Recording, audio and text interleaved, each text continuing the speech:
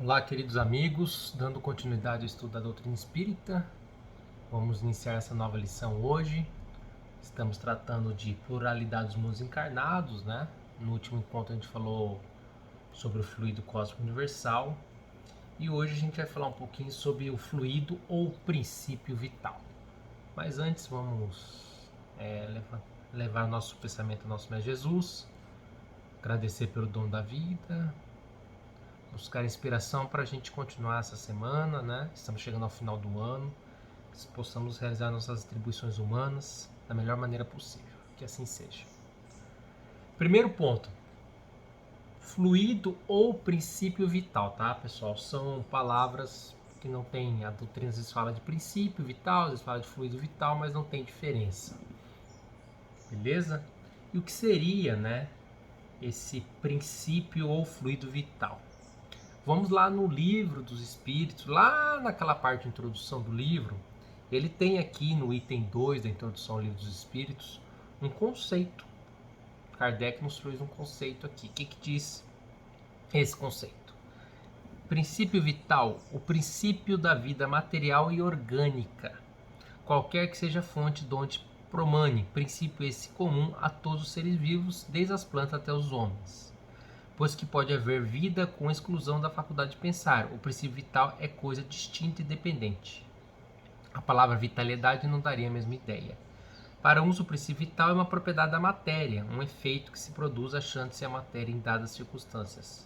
Segundo outros, e esta é a ideia mais comum, ele reside em um fluido especial, universalmente espalhado e do qual cada ser absorve e assimila uma parcela durante a vida, tal como os corpos inertes absorvem a luz. Esse seria então o fluido vital que, na opinião de alguns, em nada difere do fluido elétrico animalizado, ao qual também se dão os nomes de fluido magnético e fluido nervoso. Então, pessoal, o fluido universal ele é um subproduto daquele fluido cósmico, né, que a gente estava falando, o fluido cósmico universal. O fluido cósmico universal ele é um subproduto daquilo, né? Ele existe em todos os seres vivos, né? Então é o princípio vital, o princípio da vida material e orgânica comum a todos os seres, desde as plantas até o homem, né? É o agente que dá vida à matéria. Então é um princípio que traz vida a toda a matéria, seja essa matéria orgânica ou inorgânica. Inclusive, ainda, né, no livro dos Espíritos, esse princípio vital vem enunciado no capítulo 4. Capítulo 4, questões. O capítulo 4 trata bastantes questões, né? Ele trata das questões 60 a 75. Mas aqui a gente vai falar mais um pouquinho dessa parte dos seres orgânicos e inorgânicos, né? Entre as questões em especial entre 65 a 67. Então, pessoal, como se pode ver, né? O fluido, o princípio vital, ele também pode ser chamado de fluido magnético, né? Ou, que ele fala lá, o fluido elétrico animalizado, o Kardec nos dá. Então, esse princípio vital, ele nos ajuda até no trabalho espiritual, tá? Quando você vai dar o passe magnético, você está ali buscando, né, utilizar do fluido, do princípio vital, o fluido vital, para você ajudar, né, na cura, seja na atribuição ali do trabalho, que é uma questão humana ali, tá bom? A questão 65 nos diz o seguinte: o que o Kardec perguntou aos imortais? O princípio vital reside em algum dos corpos que conhecemos? Ele tem por fonte o fluido universal, por isso que ele é um subproduto, né? Ele tem como fonte o fluido universal. É o que chamais fluido magnético ou fluido elétrico animalizado. É o intermediário, o elo existente entre o espírito e a matéria. Então ele também ajuda nesse elo, tá ok? O princípio vital é um só para todos os seres orgânicos? Sim, modificado segundo a espécie. Então ele é um só para todos. É ele que dá movimento à atividade, os distingue da matéria inerte, porquanto o movimento da matéria não é a vida. Esse movimento ela recebe, não o dá. A vitalidade é atributo permanente do agente vital ou se desenvolve tão só pelo funcionamento dos órgãos? Ela não se desenvolve senão com o corpo. Não dissemos que esse agente sem a matéria não é a vida? A união dos dois é necessária para produzir a vida.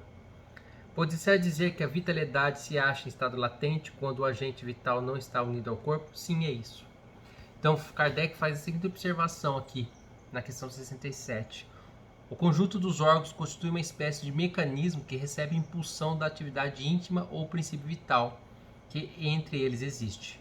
O princípio vital é a força motriz dos corpos orgânicos. Ao mesmo tempo que o agente vital dá impulsão aos órgãos, a ação destas entretém e desenvolve a atividade daquele agente, quase como sucede com o atrito que desenvolve o calor. Interessante, pessoal, que o princípio vital ele acaba se finalizando, né, com a morte, tá?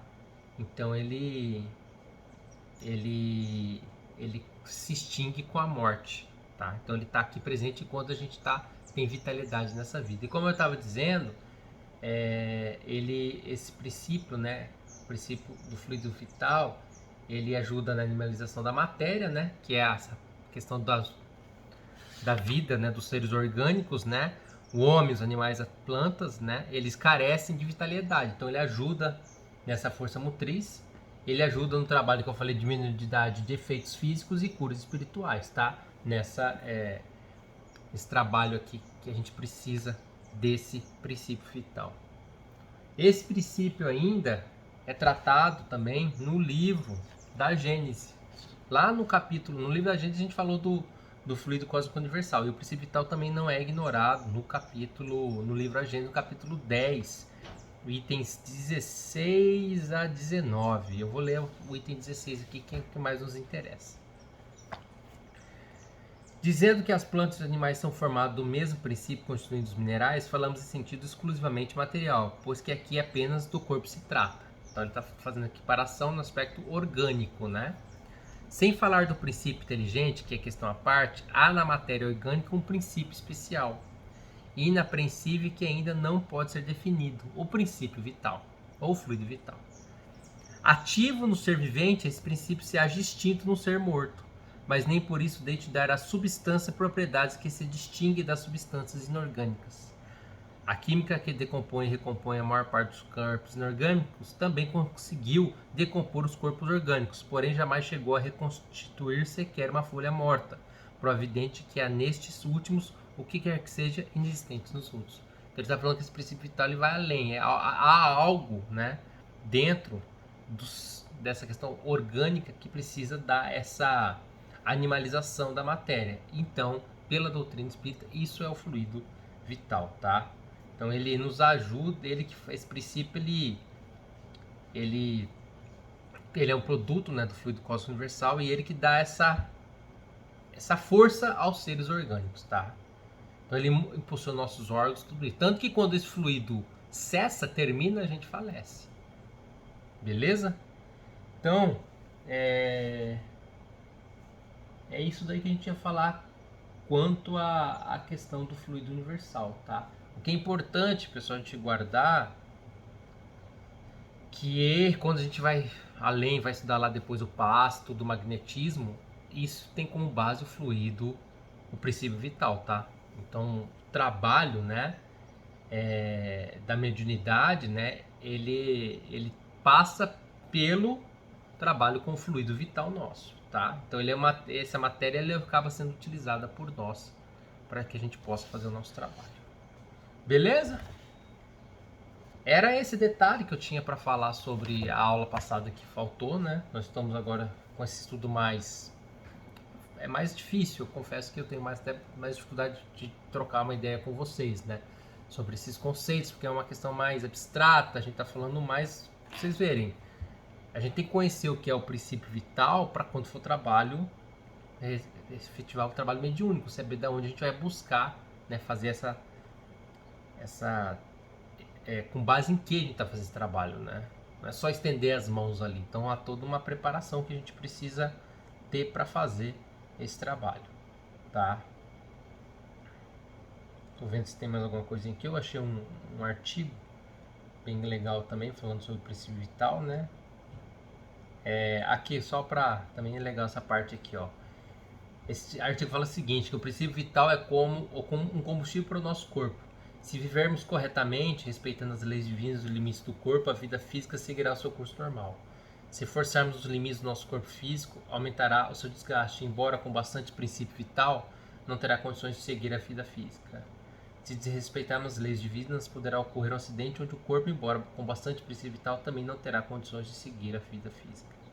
Com os encarnados com grande quantidade de princípio vital, os laços que ligam o perispírito ao corpo físico permanecem muito firmes, com demora para satisfazer os laços fluídicos, fazendo com que o espírito passe por um estado de perturbação mais acentuado do que se estivesse com pouco fluido vital. Então, esse fluido vital também ele é fundamental. Por isso que até acaba fazendo a ligação também. Quando a pessoa comete o suicídio, ela vai ficar atrelada àquilo ali, o período de perturbação também, por causa do princípio vital. Por quê? Porque quando veio para essa encarnação, pelo projeto kármico, ela tem em regra, existe um tempo para você estar aqui, entendeu? E você é alimentado de X princípio vital. Então vamos lá, colocamos 80 litros de princípio vital para você. Você gastou 50 e se mata, você tem 30 ainda, né? Então você não vai sair do corpo por causa desse princípio vital. Por isso a questão do suicida ser tão perturbadora, porque vai ficar também atrelado até findar, porque ele desrespeitou uma lei divina. Então, pessoal, hoje esse encontro foi curto, tá? Eu vou, na próxima aula, próximo encontro nosso, a gente vai continuar falando de pluralidade, né? Dos mundos encarnados, a gente falar um pouquinho de matéria e espírito, tá? Essa diferença aí, um pouquinho entre matéria e espírito. Para finalizar, vou ler uma partezinha aqui da obra do Hoje da Joana de Ângeles, né? Como sempre, Jesus Atualidade.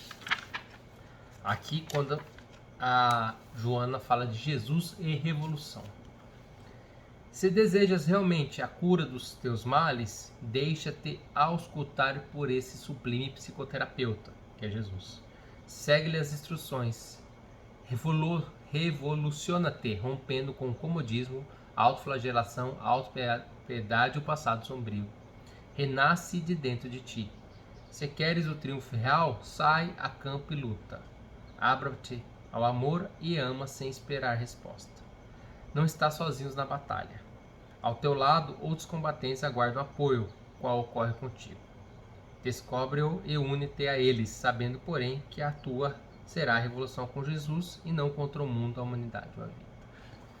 Então, pessoal, hoje a gente vai ficando por aqui. O conto foi curto, a gente vai dar continuidade. Imagino que a gente vai gravar mais algumas aulas só, a gente já está chegando ao final do ano. Não sei se eu vou conseguir terminar o roteiro inteiro, que era a intenção, mas a gente vai dando no ano que vem, se Deus quiser, dando continuidade, né? Ou reiniciando também os trabalhos, porque ou vamos fazer a forma mista, ainda a gente não conversou. Provavelmente a gente vai poder voltar a ter nossos encontros presenciais lá no MEF, né? Se Deus quiser. A vacinação avançou bem, né? Ainda está tendo aí algumas ondas fora do Brasil. Espero que quem não se vacinou vacine-se, né? Se proteja, tenha respeito aos demais, né? Que tomaram a vacina. Não seja um agente de transmissão desse vírus que veio aqui trazer muitas lições. Beleza? Muito obrigado e que Deus nos abençoe. Assim seja.